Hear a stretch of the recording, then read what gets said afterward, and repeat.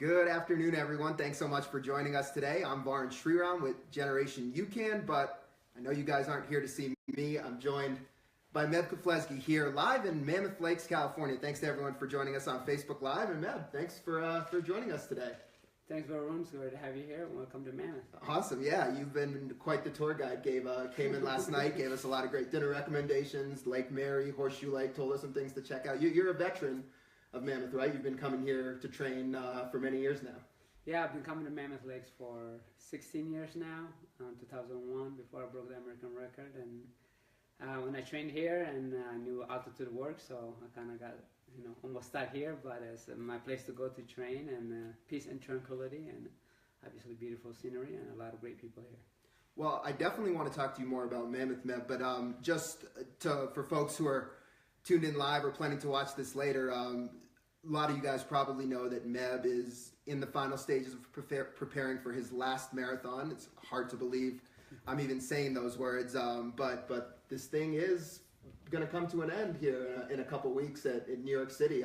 We're going to touch a lot about that and kind of reflect on some parts of your career as a whole over the next hour today. But just real quick off the top, is it as unbelievable for you that 3 weeks from now that you're probably not going to be doing this again? I'm so excited for my professional career to end, and it's less than 2 weeks. I'm counting the days, but I think a lot more happier will be my wife. I've been away for 5 weeks and away from my wife and kids, so it's been hard on everybody, but it is coming to an end. I'm excited for it, and not everybody is, but I think I'm for sure my body will be a lot happier. Well, before we really dive into a lot of your career and kind of get into some of the training leading up to New York City, I mean, given that we're here in Mammoth and you guys can't see it on the screen, but turn to my left and there's beautiful picturesque mountains outside. I want to spend just a few minutes talking about what Mammoth has meant to you from a training standpoint. You talked about the fact that you've been coming here since 2002. If you take us back to that time, what went into the decision to make Mammoth, really a core part of your race preparation for each marathon? So with Coach Bob Larson and UCLA cross-country team, we came here in '95. I didn't come as a freshman because I was so serious about my academics. I want to use that transition to focus on my academics. But when I first saw it in '95, I said, this is a beautiful place. I wish they can move the university here. And I said, well, if I could ever afford it, I want to move here. And 2002 is when I bought a place here. Unfortunately, I sold it in 2013. But I mean, here you come, it's beautiful scenery, so focused. All they have the streams or rivers that it goes through for ice bath, and the trails are amazing, and the support system from the Mammoth Hospital or Sports Center and all those things that it was Phil Price and myself coming here in 2001. Didn't know we didn't have a place to stay.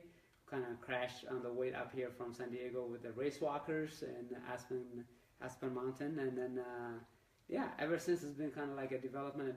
But for me to be able to train here always gave me a peace of mind. And for many years, whether I was running the 5K, 10K, or marathon, but felt that last time I ran, I want to be able to come here, and I don't want to regret it. I wish I went into my training camp for the last time, so I didn't expect to be here at 42 years old to go to a training camp, but thanks to Jordanos and my girls for understanding, and now I was getting ready just to show my fitness, hopefully on November 5th.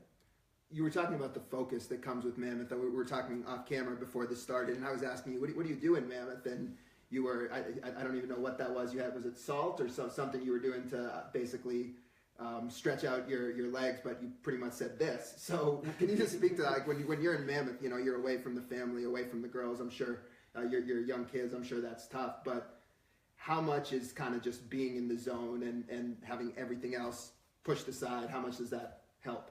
It's a tough decision to make, but being up here, I was icing my hamstring, my knees, my quads, and things. I don't do the creek anymore. I used to have the Meb Creek or Meb Rock and Mammoth Lakes. So whenever I come, people used to get up and let me have the first priority sitting, But I don't do those anymore. But it's difficult. They said, the job is 24/7.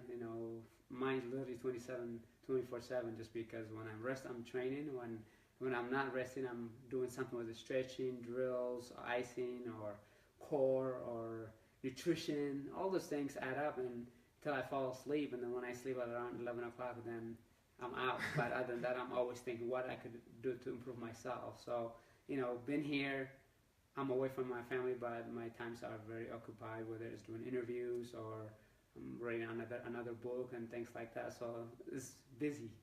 You said you're writing another book? Is that a little teaser for us? Yeah, it's a little teaser. So. we won't dwell on that too much. There's another chapter in the story coming. So even if we can't see you running, there's still another chapter in the story. Yeah, there's another book in the works. So excellent. We're excited to hear about that. So just one more thing on Mammoth Meb. When people think about altitude, perhaps Flagstaff will come to mind, Boulder will come to mind, and now Mammoth certainly comes to mind. You talked about starting out coming here in 2001, 2002. Have you seen just in the running community the growth on the elite side of people that want to come to Mammoth since you started coming here? Almost definitely. I don't want to get all the credit. Sure. I've never been to Flagstaff. I've been to Boulder, and it was when I broke the American record in 2001, May 4th. Everybody's eyes were, where's this place? It's known for a ski resort, but everybody started doing altitude training. And then when Dina Kasser and myself brought home medals from the Olympics and the marathon, then everybody wanted to come. And at one point during the last decade, Mammoth was the mecca for distance running. And a lot of people went, through the Green Church and to what was Run USA, Mammoth Track Club, and things like that. So, yeah, high schoolers, professional athletes, and even recreational athletes, they want to be to the place we've been. So we transformed Mammoth Lakes in terms of the summer program, whereas in the winter, obviously, we know it's a ski resort, and people have fun in the winter, but spring, summer, and fall is usually known for distance running. No question. You think of Mammoth, for sure, that's what you think of. Let's talk a little bit about New York.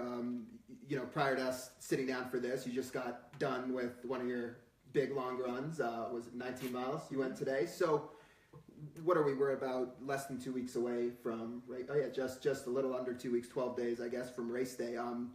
What phase for you now, and this might be really relevant to people that are tuning in here on Facebook who are running New York City, what are you trying to accomplish between now and the next 12 days? Well, for those of you that are watching, you just got the secret of my train for a little over 19 miles. So please have to come to Facebook Live. And, you don't have to hide it anymore now that you don't. It's not a secret anymore. So, and plus I'm retiring, so let me share my secrets. But no, there's a lot of things that I could do to go wrong in terms of training, but the work is done. It's very tempting. I'm staying here in Mammoth Lakes, and the golf course, I've been using that for evening runs, Snow Creek Athletic Club, or been allowing me to use the golf course. So it's very tempting to go run again, but you can do so much right now. It's all about time recovering. So this is my last long run that I did, and I'm excited for it. And then now is just stay focused, stay loose, and watch my diet, and then at the same time trying to be loose and relaxed and save the energy, because I've been putting a lot of miles. I got into about 131 miles a week, and 4 consecutive weeks over 100, and I won't do those anymore. So I'm excited about that part. No double days anymore, and but November 5th is coming around the corner. I'm excited for it, and I'm healthy for the most part, which is the key to the start. The key has been for me to get to the Sand Line healthy, and hopefully I can be competitive and see how. Hopefully finish high as possible, but as Chris from Weston called it, it was a victory lap. Hopefully it won't be victory lap the whole way, but I hope to be competitive and place in the top 10 or maybe in the podium. We'll see what happens. And I do want to talk to you a little bit about that mentality going in, because, having gotten to know you over the last 7 years, you're a super competitive guy, so I have a feeling that you might say victory lap, but inside your head, I don't know what's really going on. But I wanted to ask you one more thing, Meb. I think obviously the fact that you've been successful doing this for so long, there's a lot of people, even who aren't elites, that there's a lot that they can take away from your tactics and your training, because everybody's trying to be in the sport for as long as they can and stay healthy. We were talking a little bit about your strategy in terms of the surfaces you run on when you do your long runs. Can you just talk a little bit about how you approach that and the thought process behind why you approach it that way? Yeah, I think, I talk about a lot about MF Mortals in my book, but at the same time, people see me running trails. Are you getting ready for ultra? Are you getting ready for the trail races? I'm like, no. I only go on the pavement or streets only twice a week. The other times I'm on soft surface trying to protect the joints, the knees, and recovery, because you want to be able to pound fast on the streets, and then come the next day you want to be able to recover so you could do it again week in, week out, month in, month out. But no, it's just all about training smart, doing the little things, whether it's running on soft surface, maybe sometimes flat, sometimes hilly, depends on what phase of your training you're in, and you gotta, as Coach Joe Vigil said, he used to coach here, says the 9 inch above the shoulder. You gotta think and you gotta use it, and not only on race day, which I think race day comes around, it's the 90% mental, 10% physical, but in training also is 90% physical and 10% mental. So you have to balance it out. How are you going to do tactically in training, visualize in races, and then hopefully when the gun goes off, it comes to second nature. So let's talk a little bit about New York City coming up. You mentioned people have started referring to it maybe as a victory lap, and this whole year, I mean, really couldn't have set up more incredibly for you in terms of your final two marathons being Boston and New York, two of the races that people are so much associate you with because you won them both. How long was that plan in the works, that my final two marathons are going to be Boston and New York? Is this something that you kind of had in your head, I want it to work out this way? Did it come together like this? Well, the number usually came on closer when I won Boston. I wanted to do 26 marathons and try to make an Olympic team in between. But I was going to retire in 2013 at New York City Marathon, but because of Hurricane Sandy and what happened in 2013 in Boston, I decided to prolong my career. I'm glad I did. But since then, and when I won Boston, I remember telling Jordanos, I think I'm going to try for the 2016 Olympics. She's like, you're crazy. But that's when it was, and then after that, we'll kind of start calculating the numbers, and in honor of the mileage, 26 miles, I want to do 26 marathons. And guess what? I'm running as international. I'm 42 years old. For those of you that are international, it's 42 kilometers and 195 meters. So amazing. It works out to time to stop. So I guess it's a numbers game. That really couldn't have worked out more perfectly. It's kind of amazing how it all fell together like that. And I did count. It was 42 kilometers, 195 meters, and I would be 42 years old and 184 days. So maybe the finish line could move a little bit. Well, let's talk about your relationship with New York, because it really is, has become a second home for you, and the way you're embraced in that city, it blows my mind, because it's such a huge city, and there's so much happening and going on there. And New York is where you started out your marathon career as well. So just in terms of New York and what it means to you, how special is it to go full circle, starting in New York, finishing in New York?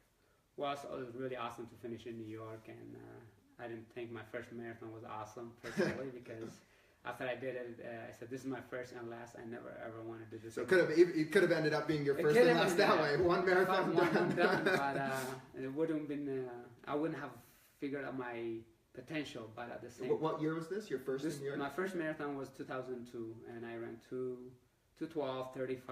I was 9th place. I'd definitely be happy with that maybe in a couple of weeks.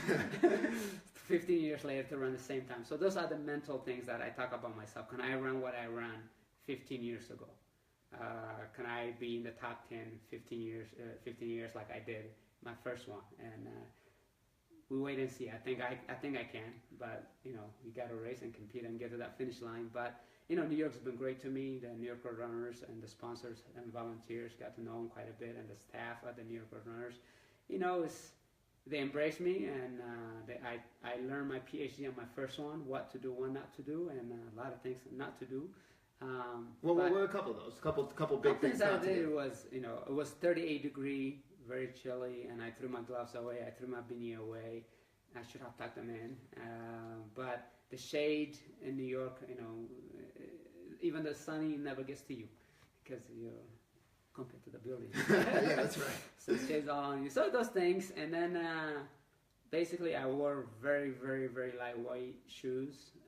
Shouldn't have done that. And my dad to this day, he tells me, the shoes that you wore, you shouldn't have done. And I don't want to tell you them because you had a coach and you know what you're doing. But when I saw you, he said you shouldn't have worn those. And he's right. But yeah, so I just got a text from my good friend Johnny D. De Chapo.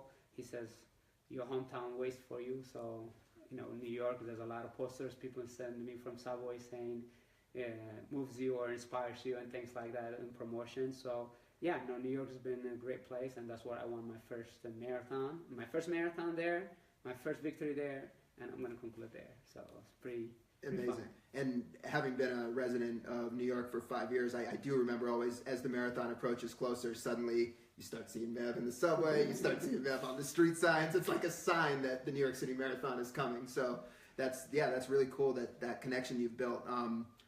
I want to talk about 2009 because 2014 certainly in Boston is something that's gotten tons and tons of attention, and that's, perhaps in terms of celebrity status, at least from where I stand from, that was suddenly you won Boston, and it was like you leave the house and you're going to have people recognizing you. But what in New York at that time, I mean, you had won an Olympic medal 5 years before that in 2004, but had gone through some really, really tough times, both personally and in your running career. What did that win in 2009? What did that mean for you? And I guess if you hadn't won New York in 2009, do you think we'd be talking about all these other accomplishments today? Do you view that in any way as a springboard?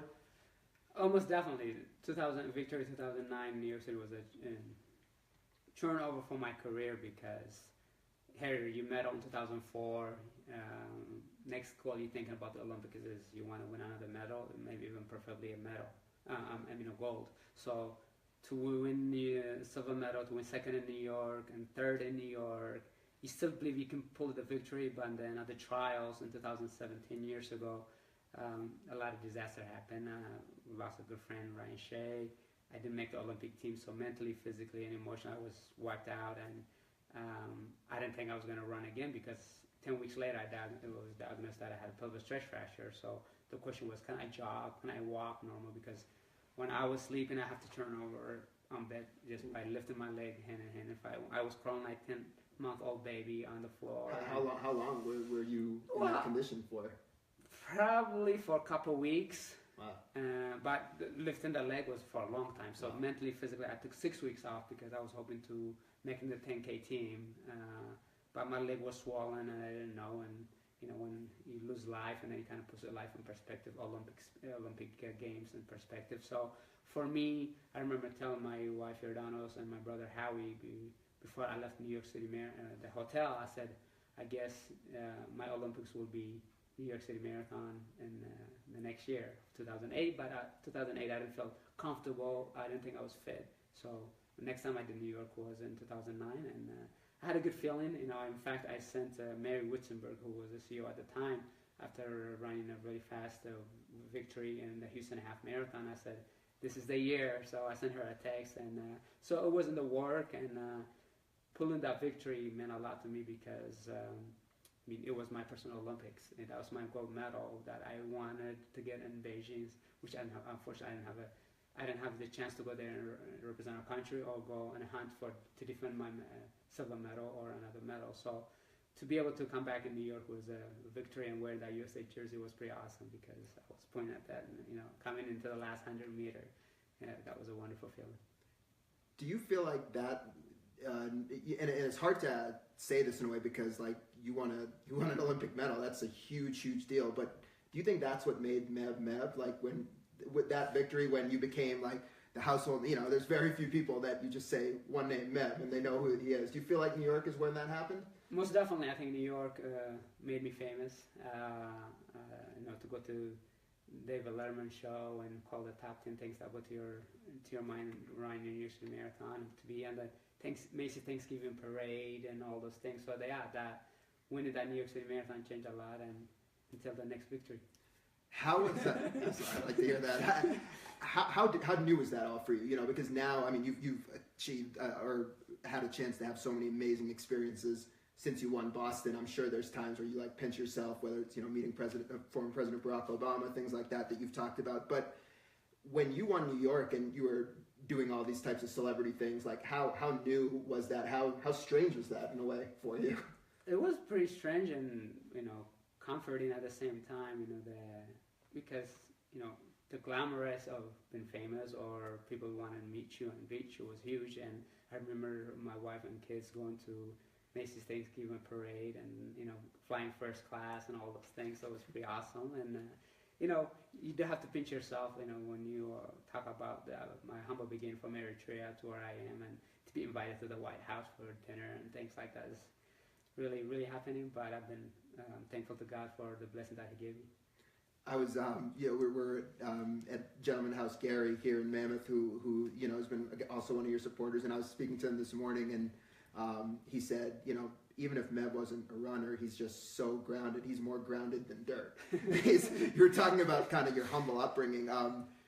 Was it ever difficult to not read the press clippings and the attention?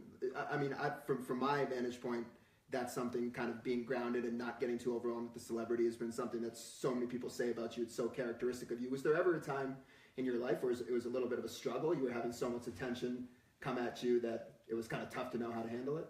No, I don't think so, just because my parents taught me how to be humble no matter what the situation is and how high you get in life. Still respect all the brothers, and because that's all your older brothers. No matter how much money you make, doesn't matter. And Gary's right, part of it is I ate dirt to survive in Eritrea, so you have to look back at those moments. And for me, I love doing scrapbook before the online stuff. I used to cut the pieces, not to have an ego, not to have, but more to read what you have accomplished. Like the newspaper clippings when you want to raise, things like that. Yeah, different pictures and be able to say, hey, I accomplished that, put a check mark. Or sometimes you say things, but it still has not accomplished yet. When you read and write, it's like, well, I still not have to give up. I have to work harder. So for that reason, I used to keep scrapbooks, and Gail Van Camp, Steve Van Camp was the one that introduced me to it, and my mentor from high school. So it's been fun, but at the same time, notoriety is huge, but at the same time, a lot of responsibility goes with it. And you read about people who got out of array in different directions, that done some bad things.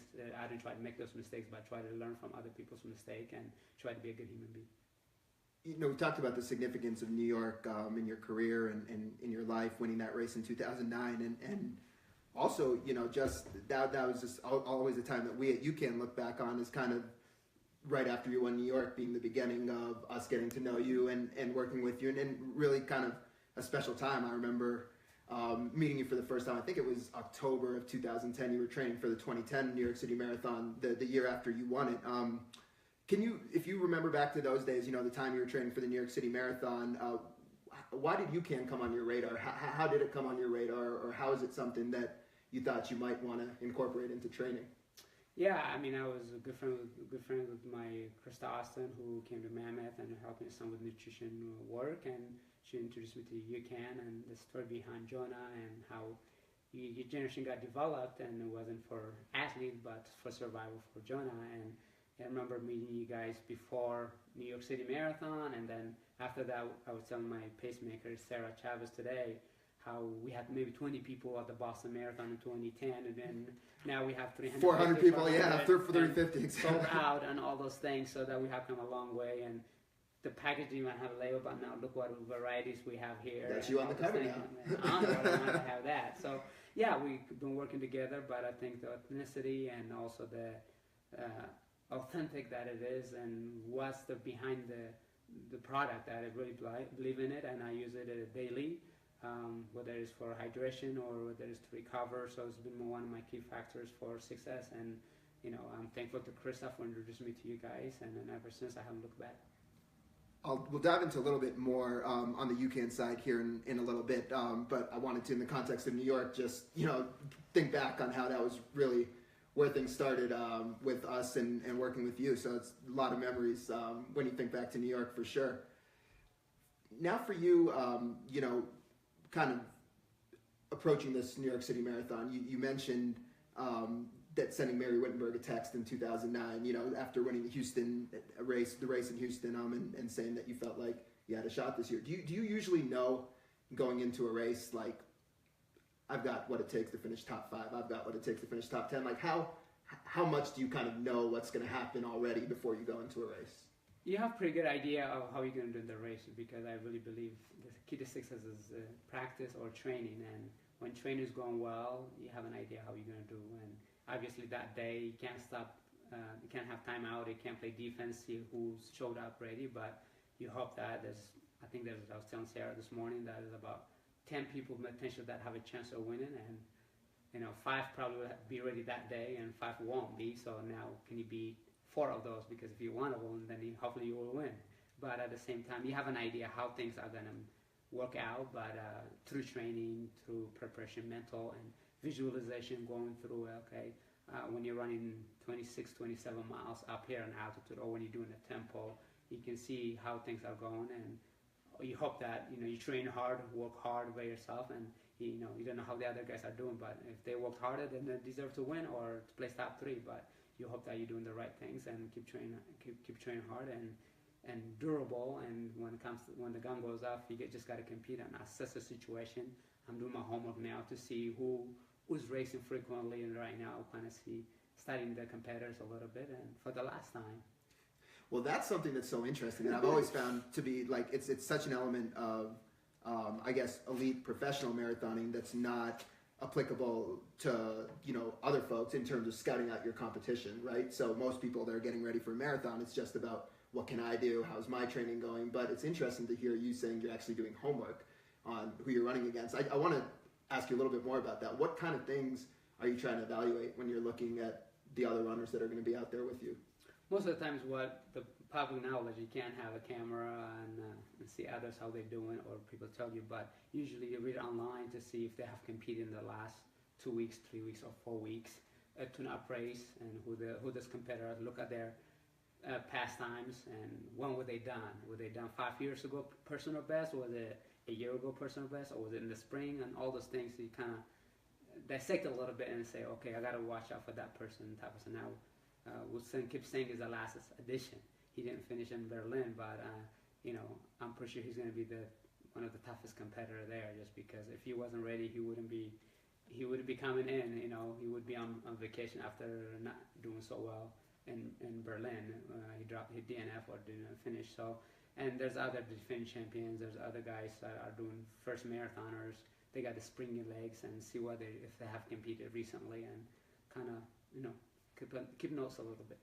So I'm going to put you in the reverse position. Let's say that you were another runner and going through your scouting report and looking at Meb. What's the scouting report on Meb? What do you think other runners evaluating? And I'm not even necessarily saying you right now, just in general. As when other runners are looking at you and trying to say, what do I need to know about this guy? What do you think they're saying to themselves? Most people are probably thinking 42 years old, he's in a victory lap. So if I was thinking that, I wouldn't be a Mammoth. So I'm working very hard, and I've been very durable. I've been doing a lot of mileage, and the speed is not as it used to be. But been work hard, and I'm a competitor, and like to compete for at least 20 miles, 21 miles, and see where that puts me. If it's not going really well to my goals, and then I will make it a victory lap. So is that usually is just that sort of tactical thinking? Is that really like in any race that you're going into, is it really about staying in the fight to 20 or 21 miles and then who knows what's going to happen? Is that sort of a normal way to think about that? Yeah, for sure. I mean, when you're competing, you want to be able to, as an elite athlete, I always think you should make it to 18 miles or 17 miles for sure. And after that is somebody, you should make a move for you, not be able to hang with the guys. If you're stressing out from 15, you might make the 18, and then by 21 you dropped. But if you're comfortable for 17, 18, 19 miles, and then somebody's going to make a move there, and you just, if you can cover it and then get down to 3 people, now you got the natural high, you got the confidence, you're going to place in the top 3 or top 4 or whatever your goals might be, and then you start competing, and somebody make a mistake of the move that they made the move too early, and then you got it mile 23, 24, and 1 or 2 person, and then I hated to come to the last mile, so I don't like coming to the last mile or the last 800. So do what I can to hang with those guys, or try to drop the hammer whenever I can.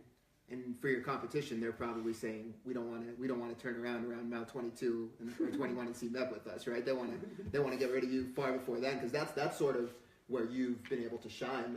If we look at some of your recent performances, late in the race, whether it's in Boston holding people off, whether it's at the Olympics, coming back and passing 14 people in London in 2012. I mean, when you've been in it late in the race, oftentimes you've had success.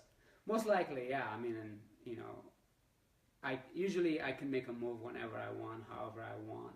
Those days are behind me now. But at the same time, it might be a day where I'm just holding on for dear life. But at the same time, I like to be in the mix. And then because, especially in New York, as my last one, and a lot of people know my name, and whether they shout my name or give me thumbs up, that's a power for me. I love interacting with the crowd, and that's an energy I'm going to be using to help me push the last 2-3 miles to get me to Central Park.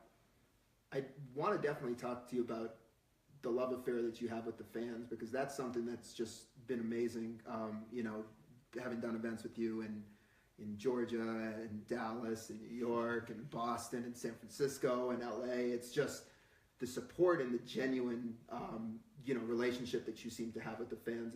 It's remarkable, and people really connect with you, and connect with what you represent. Why do you think that is?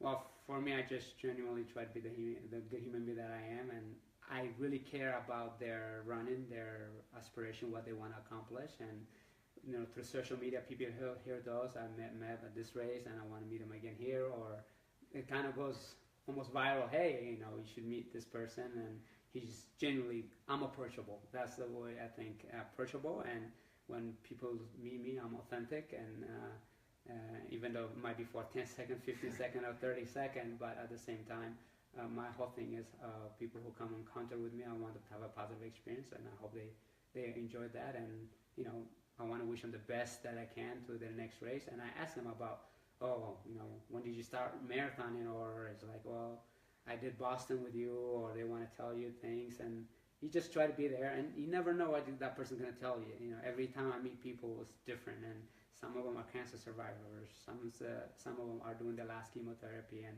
all you give them is a hug and tell them, "No, we wish you the best, and thank God that you are here with us." And so they, it's communication, and as long as you can be approachable and be authentic about it, I don't have to pretend that I am who I am, and they like it. It's awesome, and it's been working so far.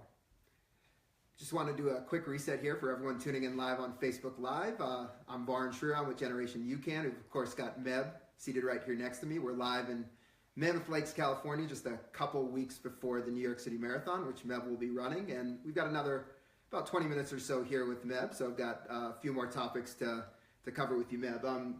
We were just talking about the connection that you built with the fans, and being able to utilize social media as a tool. I mean, you didn't grow up with Twitter in your hand, right? This is something you've had to learn, and perhaps something, it wasn't like social media was part of you becoming famous. You became famous, and then it was like, oh, I also have to figure out how to use social media. How has that been as a tool in terms of keeping you connected with whether it's other elite runners, whether it's other fans in the running community? Have you enjoyed the access that social media has given, and perhaps the window it's given people into your life? Or is it like, man, this is crazy? I remember when first Twitter started, I had like 500 people. I was so excited. I'm like, who do you want to follow me about for? But now I have like 106 or so on Twitter, 106,000 people. Yeah, not 106, 106,000. 106,000 people on Twitter. So it was fun. I mean, it was until, I came to Italy, and growing up with no electricity, no running water in Eritrea. When I first migrated to Italy, I went behind. I'm like, how do the people fit in there? So, and then to be on TV, whether it's through races or commercials, it's really surreal sometimes, And but yeah, I have used social media, whether it's Instagram and Facebook, to be able to, promote as an ambassador or as a product user for my sponsors, and it's been a lot of fun. And try to be engaging, And some things are great to be able to put on Twitter and get their reaction interactive. And like when I ran Boston, it says, how many of you have made that left turn on Hereford and Wilson, and I know how many people have done it, and how many people wish to do it. So, sometimes you think about those things when you're running. So, but it's fun. In terms of support, not just support from fans and I guess everyday runners, but also the support that you've received in the elite running community. There was a great sort of video that was put together, I think, competitor group in collaboration with Run Weston, where it was a lot of celebrities and elite runners, kind of saying thank you to everything that you've given to the sport. I often hear other athletes, top NBA players say like the respect from your peers is really what people strive for as a competitor, as an athlete. What did that mean to you? Like whether it's that video in particular or just the sentiments that other elite runners, other people that you've raced against or that have also achieved a lot, when they're saying thank you, Meb, like what does that even mean? Oh, I mean, it means the world just because you're trying to do the best that you can and you can't play defense. And Chris from Weston and Steve from Rock and Roll did a great job and brought me tears because to have those great celebrities or my fellow competitors or like Dina who was Mammoth Lakes with me training, and it's emotional just because you trying to be the best that you can, but in the process you try to help others be the best they can. You shake hands at the beginning, you shake hands at the end. May the best man, may the best woman win. And in those moments, there was only one person who never wanted to shake my hand, but other than that, he eventually came back and shook my hand. But they make you better, Maybe sometimes you beat them and you say, I got it, I worked hard, and some other times they beat you because they train harder or you come back from injuries. But there's the big three, Culpepper, Abdi, and myself, who used to compete with each other. And once, somebody wins 1 week and the next another week or another track season and things like that. But those are what drives you to be the best that you can. And rivals can even help you be the best you can, because they have driven me to be the best that I can. And when you're running, you represent everybody. Well, now, some people are saying, I don't know how you're doing it in 40 or 42 and things like that. But we're living vicariously through you. So, it's a big weight that you have to carry, but it's an honor to be able to have others say nice things or commend you on what you have accomplished because they know how hard it is to achieve those things. Do you find a lot of younger runners trying to pick your brain? I think I read an interview with recently with Jared Ward, who was one of your Olympic teammates, and he alluded to picking up things from you and talking to you and kind of looking at evaluating some of your training. Is that something that happens? Almost definitely. I mean, as you go through and you dine together or you run to different races, and Jerry's been a great guy, and he asks inputs, but he has a great coach from Ed Eyestone, who I was a teammate with when he was in Japan, 99 or 98. So, but yeah, I mean, there's some that have approached me, and male and female, and there's altitude training from Shalane or other things from even Sarah Hall sometimes ask about nutrition and things like that. So it's fun to be able to give back, but at the same time, it's neat to be appreciated, to look up to you, and there's others kind of want to be able to just be you or like you. Or Edward Chesrick, had lunch with him here at Mammoth Lakes just a few days ago, and he was trying to, kind of pick my brain on some things and things like that. Now they can, right? You wrote Meb for Memorials. Now your secrets are all out there. All the secrets are out, and and sometimes I joke around. So I'm not going to give you my secrets. Just make them work harder. Life is an experience is the best teacher there is. And I try to try to learn from other people, and I've been very fortunate to have a lot of great role models, from my parents to coaches like Bob Larson, Ron Tabb, Ed Ramos, and Coach Jovial, Terrence, and things. So you learn from them what to do, what not to do. But for the many years now, I'm kind of doing a lot of self-directive coaching of myself, and with the mentor Bob Larson. So, this stage in career, kind of know what works, what doesn't work, Figured it out. And trying to stay healthy is the hardest part because the motivation is still there, even though I'm getting ready for my last marathon. So is that really like if we had to weigh it, one factor versus the other, is it over time, not so much that the motivation is going down, but just what it takes and all the work it takes to stay healthy and get to the race line healthy? Is that truly the bigger effort in doing this for so many years, or are there times like anybody else where you find yourself being like, I just don't feel like doing this long run today, I just don't have that fire right now? I think for me, that is, I can't think for others, sure. But for me is the overwhelm of the appearances. For 27 years, all I've been thinking is about running. Academics and run in college and high school. Then once I got professional, I gave running a priority. And then once I get married and have kids and running, and professionally, I have to come to Mammoth and train. So, especially when I'm directing or planning on my workout by myself and what I'm going to do, how I'm going to do it, there's no downtime. Constantly you're thinking whether you're going to go to the next therapy, or you're going to do the next drills, or you're going to do appearances. It's like go, and I don't take time to take vacation and things like that. So it's very hard, and the motivation is there, but at the same time, also as we get older, the mind and the body are not on the same page. Even though your mind says go, your body's deteriorating a little bit. It's not responding the way you used to. So, and that for me, I tell you honest, every time you finish in the top 10 at the World Major Marathon, it's a huge accomplishment because there's so many other guys that want to win. And then Boston is the only time that I didn't finish in the recently. Just last Boston was the only time you didn't finish top 10 in a World Major? I mean, and then when I had food poisoning, and then when I had a serious injury, but other than that, I've been very competitive, and the time I slide away from that is fine for me to let it go. And the Olympics, the Olympics, Boston were not my favorite, my two good ones that I like to have finished the way I wanted to finish. So come to New York, hopefully it would be a nice way to get in the top, if I can get in the top 10 and give it a good shot. The higher the better, the sooner I get there the better, so looking forward to it.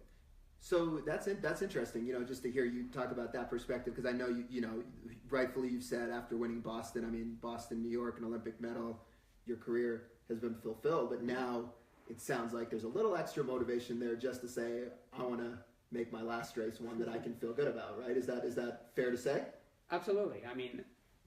Boston and this year, and then New York this year, I'm not obligated to do them.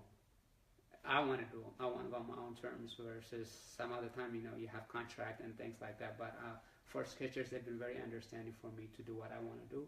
For them, if I can make the Olympic team, was a huge boost for them and compete at the Olympic Games. But after that, it's been because I want to do it. Now, how empowering is that? You've been in, without dwelling too much in it, you've been in situations where you haven't, from a business standpoint, been able to dictate decisions. How empowering is it to be like, I'm training for these on my own terms. Any pressure I put on myself is my own pressure. Except supporters, whenever they see me on races, then they're like, they see me on races, they expect me to win. That's true. There is a lot of fame. You're right, because people still see the name Meb, and they expect. go out on the top. When you see Michael Jordan in a Wizards uniform, you still expect him to be Michael Jordan. Kobe 61 points, the last point. It's like, hey, you can do that. I'm like, well, there's no time out in marathon or refiguring things, so it is what it is. But no, it's been very empowering to be able to be with Skechers, and the support and the partnership we have done together has been unbelievable. And they don't demand the best. They demand the best of me, but there's no contractual meeting saying you got to do this or otherwise this.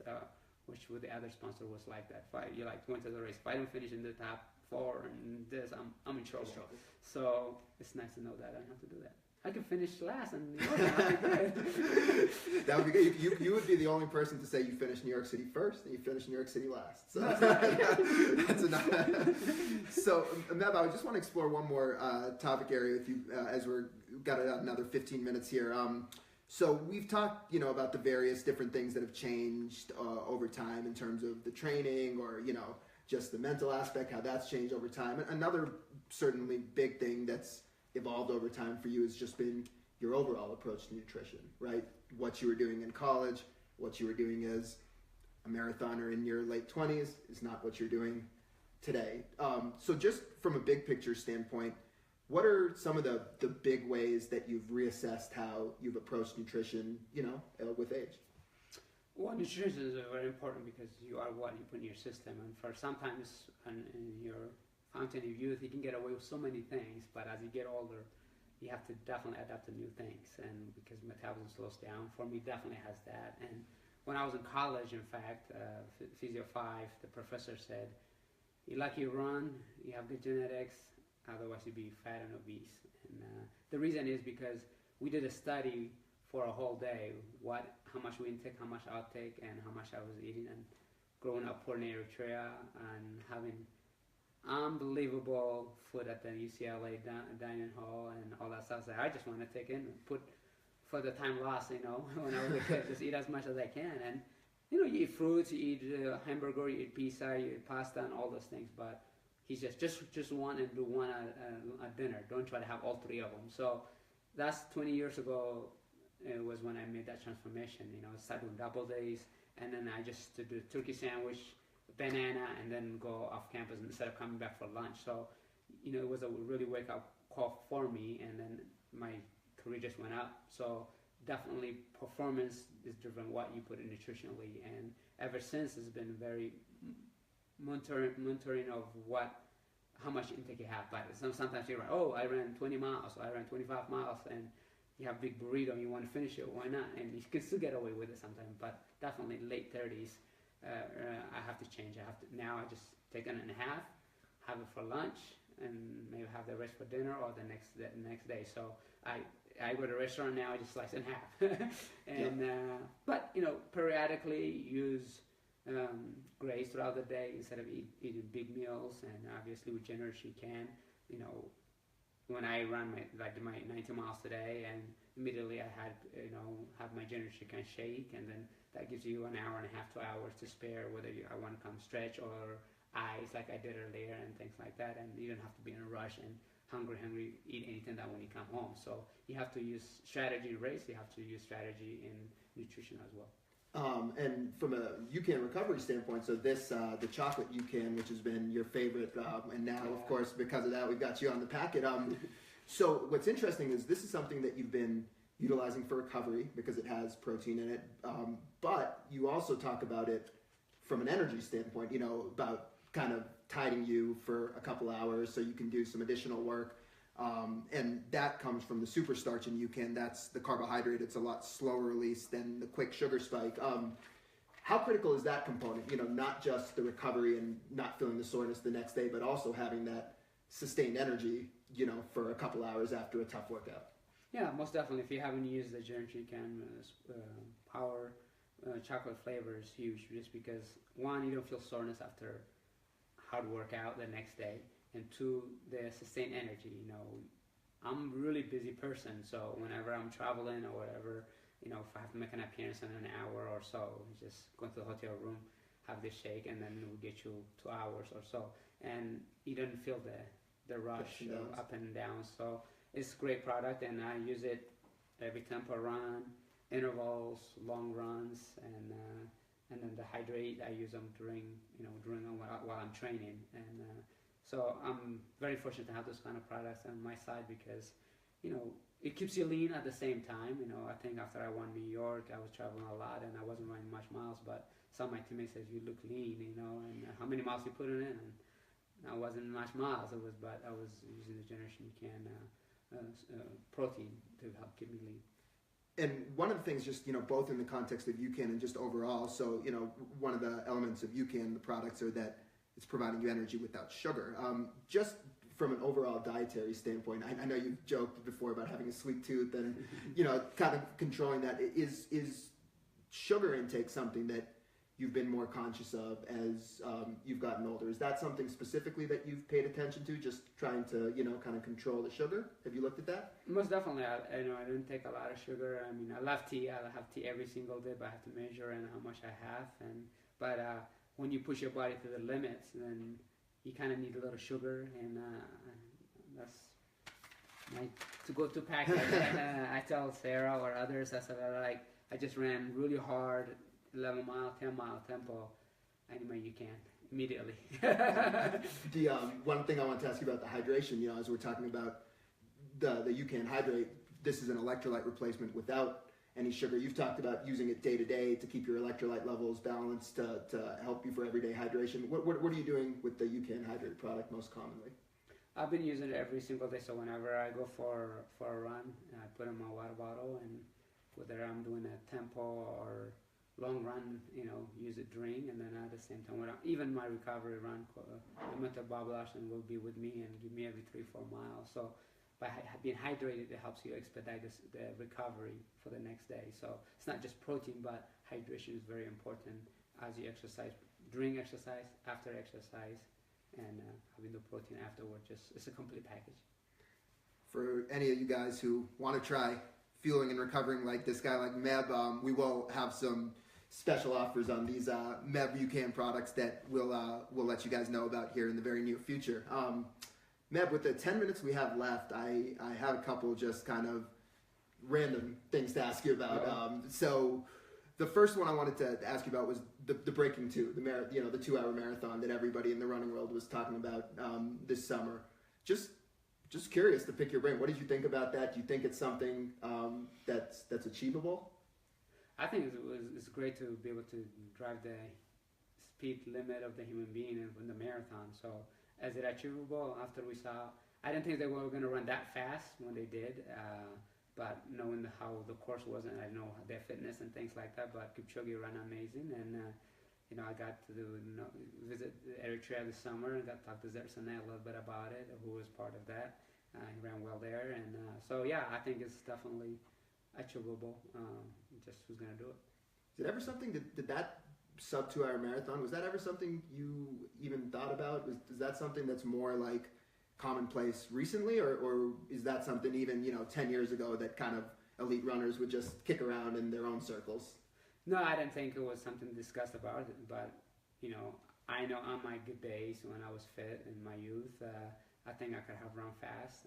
I think Runner's World described what it would take to break 2 hours, and that definitely meant me. But so 10 years late.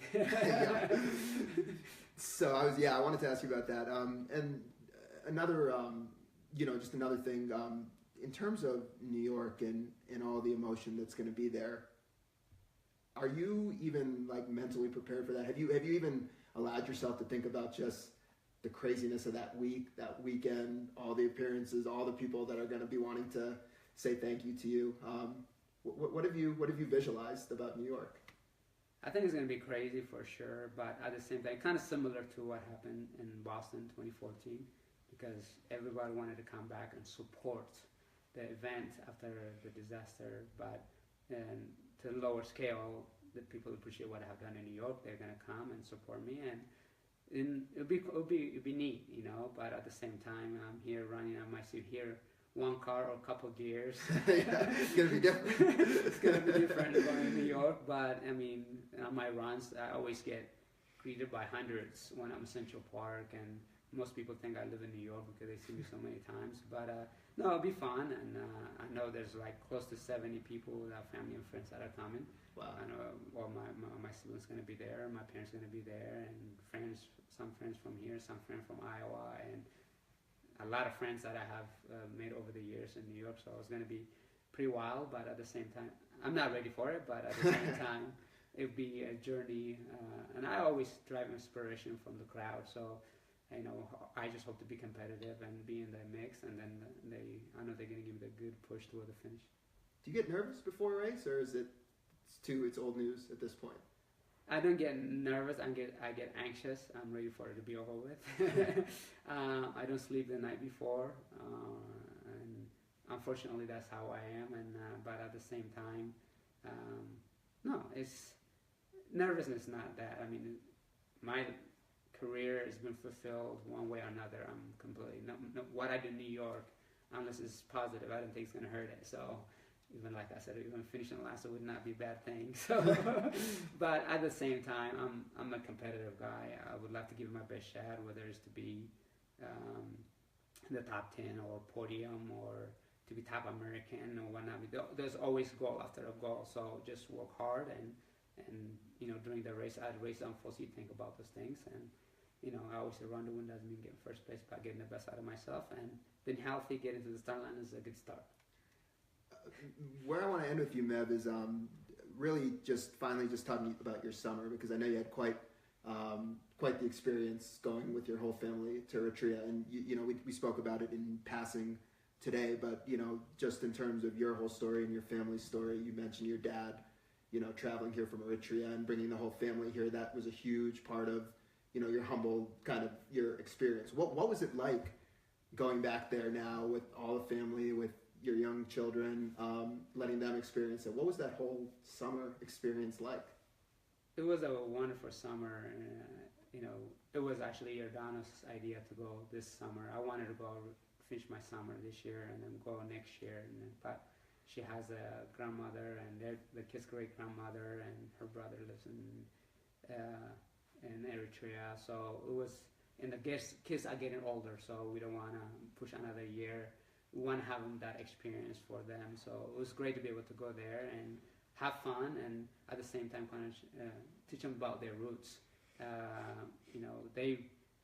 We prepared them for the worst, about what's there, what's not there, but I think they meant it in fine, and they learned a lot, and they were compassionate about it, and, the things we take for granted, hopefully they can work harder to say, hey, you know what, I have cousins, I have relatives that don't have text, don't have computers, don't have phones, and all those things. So hopefully it's a wake-up call for them to say, you know what, I'm very fortunate, and, my parents provide this for us, and we want to work harder and excel in school. But no, it was good, 2 solid months. Another way, that's why I don't feel too guilty being here, because I spent quality time with them. Now I'm 5 weeks trying to train and give it my best shot for New York.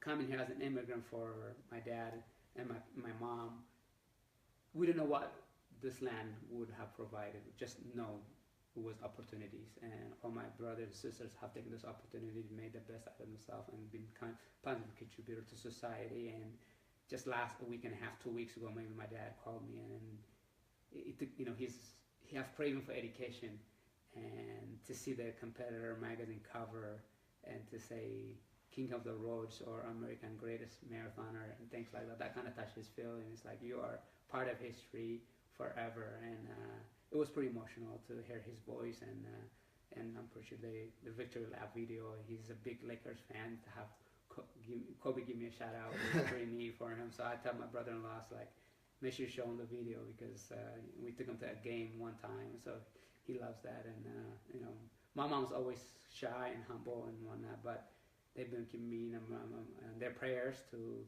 come to New York healthy and just conclude my career, so and spend more time with my wife and kids, and because they see how much sacrifice that I have done over the years. And thanks to Sarafir and Johanna and Jordanus for allowing me to do this opportunity. And after this, I'm gonna have ice cream every day, like you said you would. So that's what I want to do and all that stuff. But you're gonna be in school, so you can't have ice cream every time. That's very well deserved. And Meb, it was really special spending the hour with you. Just hearing you reflect on all these things. It seemed, what's really nice is so many times when athletes leave a sport, it's not on their own terms. Somebody else is pushing them out.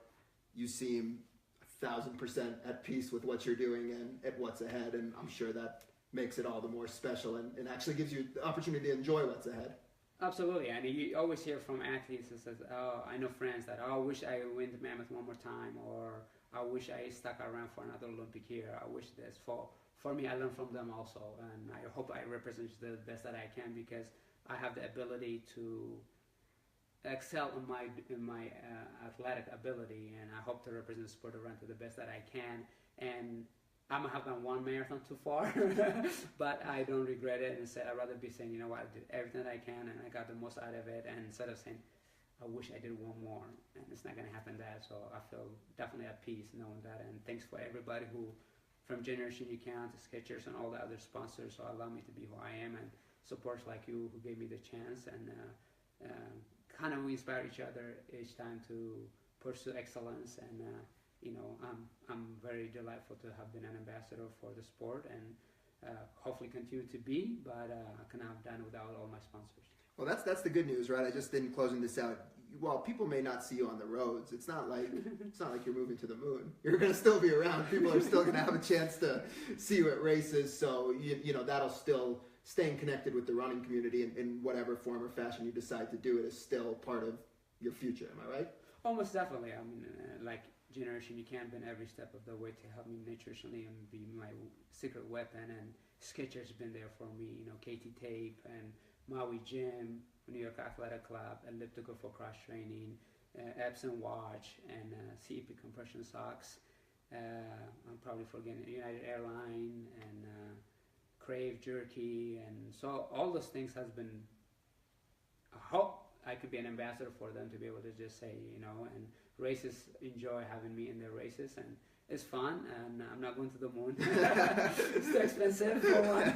And two, right now. And two, I still like to run. I love running. I really do love running, and it's always the hardest part is putting your shoes on and getting out the door. But no, I still like to do a half marathon. I've been training 12 miles a day here on single runs, and what an honor to be in a half marathon with fellow runners and do 5K, 10K, and do it for the health benefit. I've been doing it for a competitor. I just don't want to be in a position people expect me to win.